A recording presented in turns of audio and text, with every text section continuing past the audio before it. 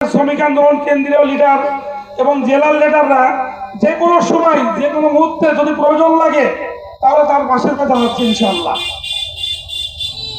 তাই আমাকে যেমন আপনাদের ভেড়ামারা থানাতে আমাদের সাংগঠনিক সাহেবের উপরে যে আক্রমণ করছিল কয়েকদিন আগে, আমি হাসপাতালে গেছিলাম দেখতে, যাওয়ার পরে দেখছি যে ওনাকে যেভাবে মারছে, পরবর্তীতে জেলার থেকে আলোচনা করে থানায় ইসলামী আন্দোলন আপনার ভেড়ামারা থানা ইসলামী আন্দোলনের সেক্রেটারি এবং আমাদের শ্রমিক আন্দোলনের সেক্রেটারি উভয় দুজন যাওয়ার পরে মোটামুটি আসামিদের নামে কেস করা হয়েছে ইনশাআল্লাহ,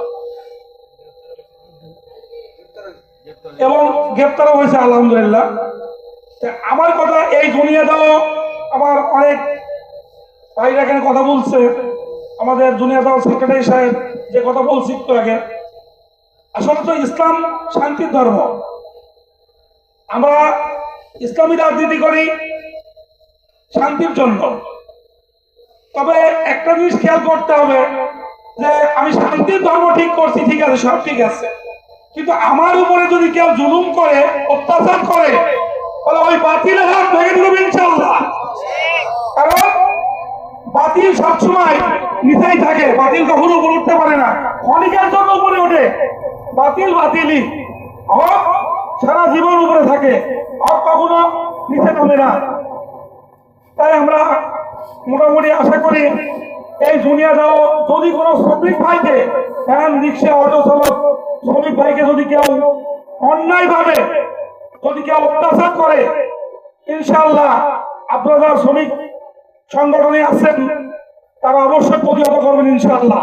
যদি আপনারা না পারেন আপনার থানাকে জানাবেন, থানা যদি না পারে আমাদের জেলাকে জানাবেন ইনশাআল্লাহ, তার ব্যবস্থা নেওয়া হবে ইনশাআল্লাহ ওখান থেকে।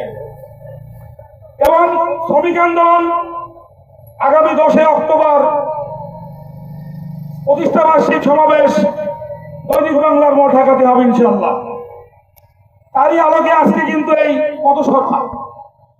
আপনারা যারা ইসলামী আন্দোলন, যুব আন্দোলন, ছাত্র আন্দোলন আছেন, আমার আপনার সাহেব অবশ্যই ওখান থেকে অর্ডার দিয়েছে ইসলামী আন্দোলনের কাছে যে প্রত্যেকটা সংগঠনের লোক এই আন্দোলনের এই সমাবেশে যাওয়ার জন্য বিষয় মতো নিজে অর্ডার করছে।